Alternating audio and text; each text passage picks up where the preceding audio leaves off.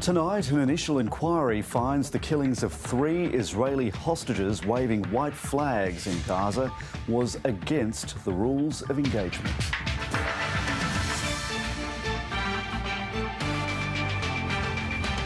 Torrential rainfall and flooding in Cairns as ex-tropical cyclone Jasper hangs around.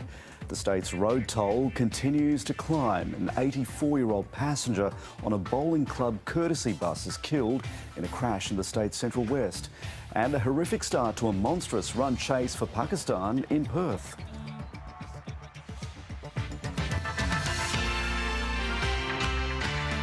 Good evening, Jeremy Fernandez with ABC News Sunday. The Israeli military has revealed 3 hostages mistakenly killed by Israeli soldiers were holding white flags when they were shot. The chief of the IDF has taken responsibility for the deaths, saying the hostages did all they could to signal they were civilians.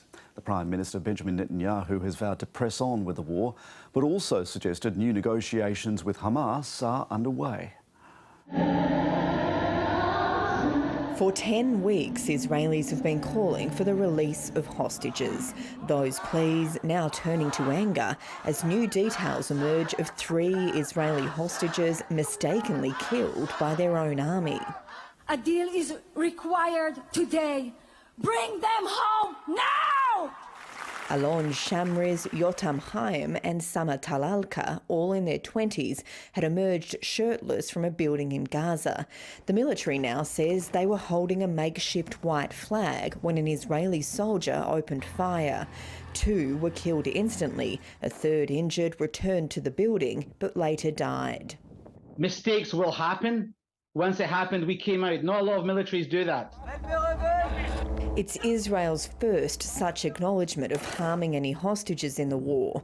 The IDF chief says an initial inquiry into the incident has found the shooting violated the military's rules of engagement. Prime Minister Benjamin Netanyahu addressed the nation to express his sympathy, but also make it clear he wouldn't scale back or stop the fighting. We are in a war for our existence, which we must continue until victory, despite the international pressure. Prime Minister Benjamin Netanyahu says he's now talking with Qatar for new negotiations on hostage release. Hamas, for its part, says it's told mediators there'll be no new negotiations until the aggression stops once and for all. Earlier this week, the IDF posted this video of what it claimed were terror operatives surrendering their weapons outside a hospital in northern Gaza. Palestinians sheltering there say Kamal Adwan Hospital was besieged and raided by Israeli troops. They took all the staff out for investigation. Even the patients were being investigated. A local journalist in Gaza reported seeing Israeli bulldozers crush tents and people sheltering in the courtyard. They just killed people. People are still buried under the rubble. Israel hasn't commented on the allegations, but says it found Hamas weaponry inside the hospital. Across Gaza, rubble and ruin is everywhere. The recovery not limited to the search for bodies. Our house is damaged, but all of our stuff is in it, so we're searching now for our toys. This house was our shelter. All our nice stuff was here. Our bikes, clothes, everything. Many Gazans have not only lost homes or loved ones, entire memories have also been buried. Alison Horn, ABC News, Jerusalem.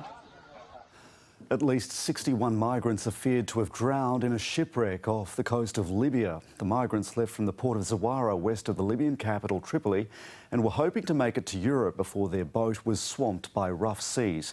The International Organisation for Migration of Children say children were among the 86 people on board at the time, all of them from African countries. The IOM estimates more than 2,000 people have died trying to cross the Mediterranean so far this year. A flood disaster is unfolding in Queensland's far north tonight. Torrential rain has caused rivers to burst their banks. Roads are cut and people are isolated. And homes are starting to go under with hundreds of millimetres falling in the area. It's not called the wet tropics for nothing. But this is absolutely drenched. Here we are on the Barron River Bridge, ladies and gentlemen. The other side, raging thunder. From Cooktown to Cairns to Cardwell, the rain has been relentless. 21 gauges already that have received over a metre of rain within the last 7 days. The rivers have responded, rising to major flood levels and sweeping livestock away. That'll be one tide cow. Cairns Northern Beaches district is awash. Residents were told to move to higher ground. Well, welcome to the wet season. People have had water inside their homes. There's reports of anywhere from 300 millimetres to 500 millimetres of water inside low-set homes. 37 people are sheltering in evacuation centres. So this is very serious and it could get worse. The council's flood cameras show bridges have gone under, roads have been cut or cracked wide open. This is the worst we've seen it in years. Cairns Airport is now closed, disrupting holiday plans. Cairns is an island with roads cut in every direction. It's a similar situation in towns across the north. We're used to our dumping rain here in the wet season, but even locals say they've never seen anything like this. In Innisfail, homes in low-lying areas are going under. Further south in Ingham, businesses are preparing as the waters rise. It's better to be safe than sorry, as they always say. Swiftwater rescue crews are on high alert. Everyone's calm and, we're just thankful that we've got a good community who knows what they're doing and are well prepared. They'll need to be because there's more rain to come. There's a very high likelihood that we will continue to see high rainfall rates over the next 24 hours. This is life-threatening events. The rain's expected to ease on Tuesday. Christy Sexton McGrath, ABC News, Cairns. It's been a deadly 3 days on the state's roads. 8 people have been killed since Friday, taking the toll for the year so far to 338 people. That's a 25% increase compared to last year. The Australian Medical Association says people should speak up when they see dangerous driving. In 2020, Duncan's 17-year-old son was killed in a horrific crash on Sydney's northern beaches. Barney got into a car with a drunk driver who sped 30 kilometres above the speed limit. He missed a corner, drove straight into a sandstone fence. Losing Barney is unimaginably tortuous every day. More than 2,000 people have been killed on New South Wales roads over the past 7 years. This year, there's been a spike in fatalities. There was less road activity in 2022 than 2023, primarily because more people were working from home. Over the past 3 days alone, 8 people have died. Among the crashes was a courtesy bus carrying people home from the Cowra Bowling Club. It collided with a car, killing an elderly man and injuring 5 others.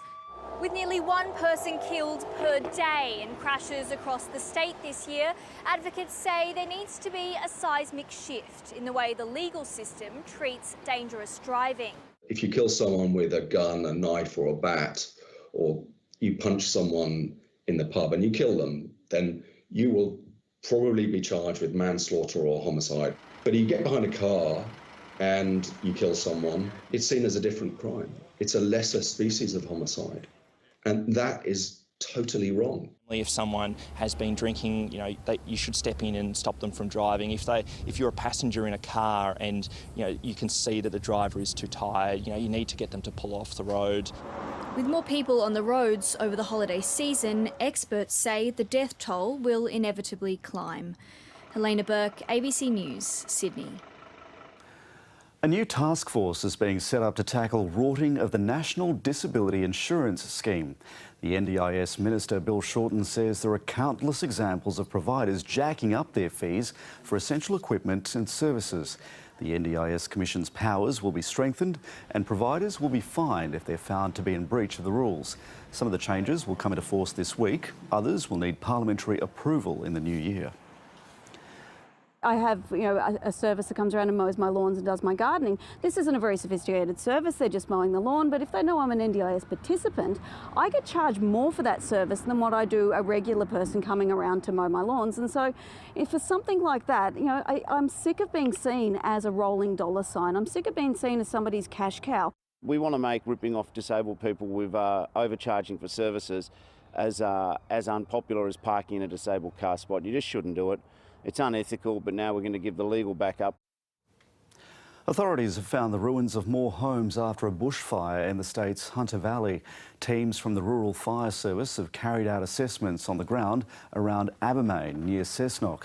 On top of the 5 homes lost, 10 others were damaged and a tyre business was destroyed. Fire crews were today focused on an out-of-control blaze in the Pilliga region in the state's northwest, where 10 properties are currently at risk. Above the mayhem of the Roselle interchange now sits a new parkland. The green space replaces old rail yards. After 4 years of construction, the recent severe traffic congestion, locals are left to decide if it was all worth it. Children's playgrounds, shared walkways and wide-open green spaces. Ladies and gentlemen, welcome to the Roseland Parkland's opening. It's so great to see you. More than 1,000 people showed up to enjoy the new Roselle Parklands. We've been waiting a long time, and finally it's here and we're all delighted. I do like the amount of vegetation everywhere, and I think it's a well-deserved achievement. It's good to see what's risen out of what was here. We've been watching all the roads and things develop, and having the parks open is very good news. Some are concerned about the trio of smokestacks channeling car exhaust from the tunnels unfiltered. Well, I think they should filter the smokestacks. We need to have a filter in there. That's for sure. I'm surprised that they were able to put them up without it. The Chief Scientist for New South Wales is doing an independent report to understand the impacts of now these smokestacks are actually operational, to see what are the issues. The new public open space might offer some relief for local residents, but congestion on the interchange remains an issue. Traffic jams and pinch points have frustrated many, but authorities say that traffic conditions have improved over the past week. Some minor technical changes were made to improve the flow of traffic, the removal of the medium strip that motorists will be aware of coming towards the city. All of those changes are being closely monitored by Transport for New South Wales, and we're pleased with the progress. A promising outlook for a major artery leading to the heart of the city. Nabil Nashar, ABC News, Sydney.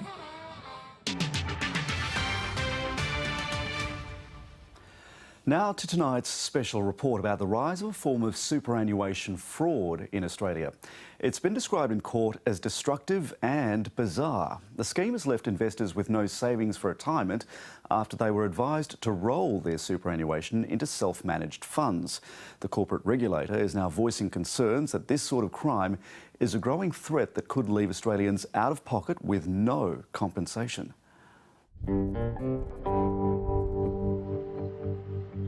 In the outback town of Burke in northwest New South Wales, several residents are recovering from a devastating case of financial crime. These people worked hard all their lives for what they have, and it's gone in a matter of seconds. It's been a real battle. Tony Edwards is one of the victims. The Murrawarri man works casually in shearing stations, sometimes going away for weeks at a time. By his early 50s, he'd saved up around $90,000 in superannuation. I was hoping to reach 65 and be able to draw on my super, and settle back in life. It was just before Christmas 4 years ago that Tony was short on cash to buy presents. He was put onto an investment firm down in Melbourne. Its director told Tony he'd be able to access $5,000 of his super if he rolled the rest into a self-managed fund. He had all these schemes going, and he sent us all the paperwork, me and my partner. We filled out the paperwork. Christmas passed and soon Tony realised that something was wrong. Kept on ignoring my calls and wouldn't take any calls, and I felt really sick in the gut, so I didn't even want to tell my partner, but I had to break the news that I think we've been scammed and we have no money left. Almost 4 years after Tony lost his super, the scheme's director, Mudassir Mohammed Nasser-Darin, has now pleaded guilty to financial crimes. The County Court of Victoria hearing that he started off at the age of 24, firstly convincing several people in Melbourne's Islamic community to put their super into self-managed funds. He told us that he's investing in property and that he gets his return from those units. He said it's fully halal, Islamic compliant, not investing in alcohol, cigarettes or tobacco. This man, who we'll call Abdullah, is appalled to know that his super, according to receiver's documents, appears to have been spent on expensive cars, horses and shares in a security company. How is everyone who lost money feeling? They're feeling very brokenhearted and sad and angry at the same time. Abdullah also wants to know why the Tax Office, which regulates self-managed super funds and financial institutions facilitating transfers, didn't do more to stop this scheme. I am worried that there is insufficient oversight when people create an SMSF such that they can be exploited by third parties that are doing the wrong thing. The Consumer Advocate says that investors are highly unlikely to get their cash back because the scheme wasn't operating with an appropriate financial services licence that covers clients for any potential losses. It's unfair and not appropriate to be expecting people to know that a particular provider is licensed or unlicensed. And it's really on our regulators to be taking positive action and shutting down these schemes. Investment scams are costing Australians $1 billion a year, and the corporate watchdog is warning that superannuation scams are on the rise. People are being tricked to rolling their entire superannuation savings out of a retail fund into a so-called self-managed super fund, which is actually in the name of a criminal. Anyone can get caught by these criminals. The reality is there is a scam for everyone. Mudassir Mohammed Nasser-Darin is now facing years in jail. The court heard that after he's released and starts working again, he could be forced to pay back his investors, which could take years and won't help Tony Edwards as he approaches retirement age. All I want is for this bloke to go to jail, do some jail time and be penalised for what he's done. How many more people are going to get ripped off? Amelia Terzon, ABC News. The federal government announced plans this week to cut migration levels by almost half in 2 years, labelling the current system broken. But as the ABC's Alan Kohler explains, the historic highs have also kept Australia's economy out of recession. For this last in-depth special for the year, I want to give you my version of what was important in the Australian economy in 2023. Here's something you know about: the boom in immigration. Although you might not know, it looks quite like this on a graph going back to 1861. Without that, Australia would have been in recession all year. Last week, the government announced some changes to the immigration system, including a halving of the intake from 500,000 to 250,000 by 2025. Except that would still be historically high. And anyway, the Home Affairs Minister Claire O'Neill said it's not a target, it's an estimate. Well, a target is rubbery enough, but an estimate, it could be anything. My second big thing is the increase in income tax. We know that households have been hammered by interest rate increases, but the increase in tax as a share of income has been just as much, 5% each, leading to a 10% erosion of incomes. And that was mainly caused by bracket creep, where wages rise into higher tax brackets. And the result has been a collapse of real household disposable income per capita. But there is some good news to end with, and it's this. In March this year, China became the world's biggest exporter of cars, thanks to massive government subsidies of its electric vehicle industry. Well, why is that good news? Because we supply the iron ore and the coal and some of the gas, nickel, copper and lithium. The iron ore price has surged 30% in the second half of this year, despite the collapse of China's construction sector, because of all the cars it's making. So to sum up the year that was, we've been crushed by interest rates and tax, but the statistical economy has been kept afloat by a stampede of migrants and by China's monstering of the global car industry with subsidies. So Merry Christmas and a Happy New Year. Wet, hot and muggy conditions have resulted in a boom in mosquito numbers in parts of Australia. Medical professionals are now worried about the rise in mosquito-borne diseases this summer.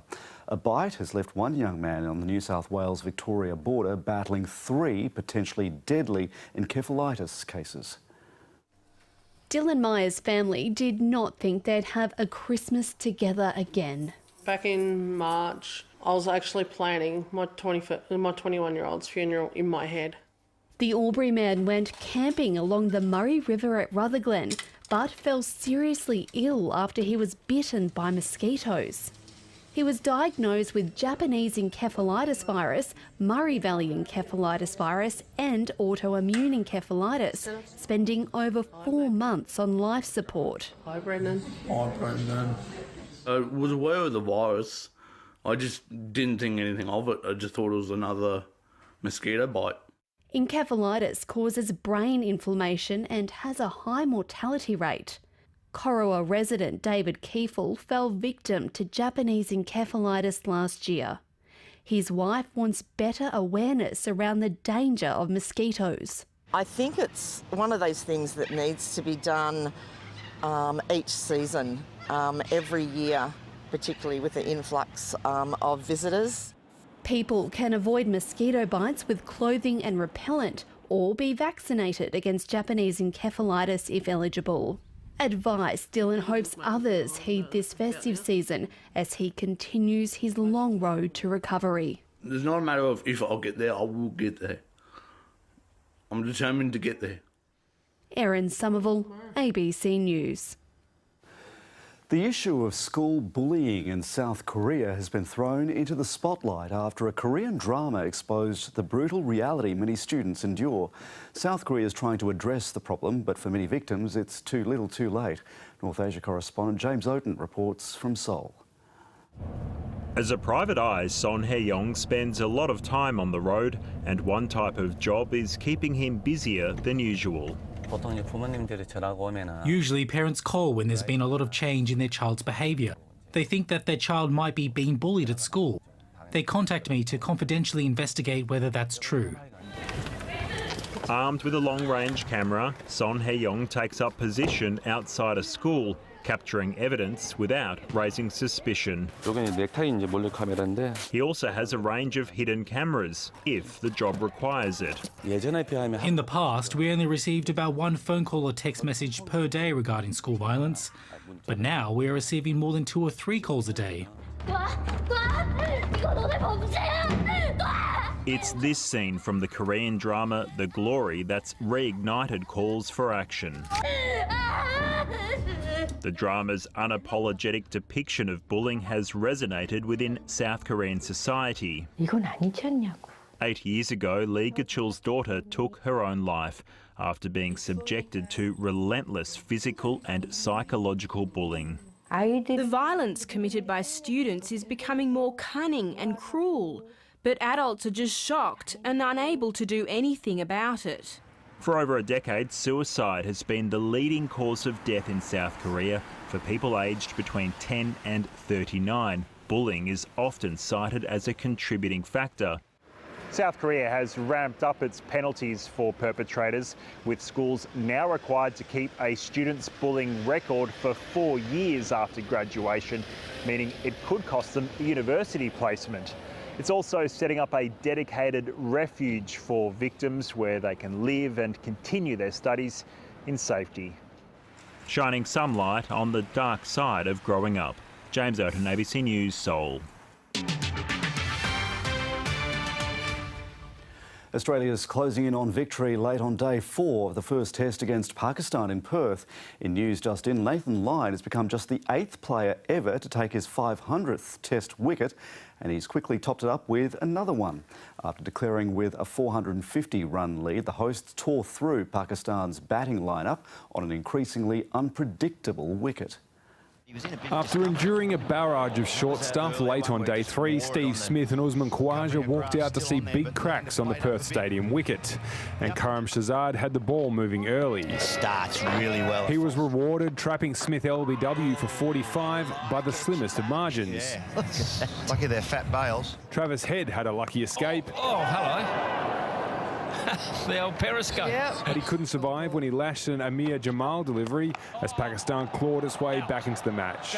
Khawaja had slowly built an innings, but variable bounce still troubled the opener. Mitch Marsh was struck in the head before miscuing one to mid-off, where he was dropped by Pakistan captain Shan Masood. Hamid. And down. The tourist toiled with little reward, Khawaja surviving a tight LBW shout with a clever review before posting a half-century. Marsh joining him shortly after, posting his second 50 of the Test match. One head straight through the covers again. 2 glorious shots. But his aggressive approach came at a cost as he wore another bouncer in the head. Australia declaring not long after when Khawaja fell for 90, setting Pakistan 450 for victory. The chase did not start well. Edged taken, he's got the first. Masood followed soon after, edging Josh Hazlewood as Alex Carey claimed his 100th dismissal as wicketkeeper. The top order in tatters as Stark struck again. The umpire says it's out. And when Babar Azam fell, followed by Safaraz Ahmed shortly after tea, Australia's victory seemed imminent. Tom Wildey, ABC News. The Central Coast Mariners and Melbourne City have played a thrilling 3-3 draw in a rematch of last year's A-League Men's Grand Final. The reigning champions, the Mariners, led 3-2 when Colombian Angel Torres scored in the 82nd minute to complete a hat-trick. City wasn't finished and found an equaliser in stoppage time through Alessandro Lopane. And on top of the table, Melbourne Victory has defeated Sydney FC 3-0. Informed striker Bruno Fonaroli scored again to press his claim for inclusion in the Socceroos squad for next month's Asian Cup in Qatar. He has to be in the conversation because he's scoring goals. And, you know, he was chosen, what was it, 18 months ago or a year ago? You know, so if he's 36 now, he was 35, selected for Socceroos. So age wasn't an issue then, and he's playing better now.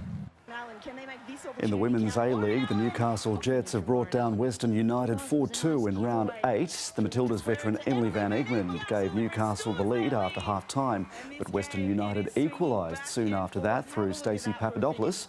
The Jets were not done yet, though. Serena Bolden made a powerful strike from outside the box before Lauren Allen sealed the win with her second. The defending NBL champions, the Sydney Kings, have beaten the Tasmania Jack Jumpers 90 points to 82 in Hobart. Jalalyn Galloway starred for Sydney with a career-high 22 points.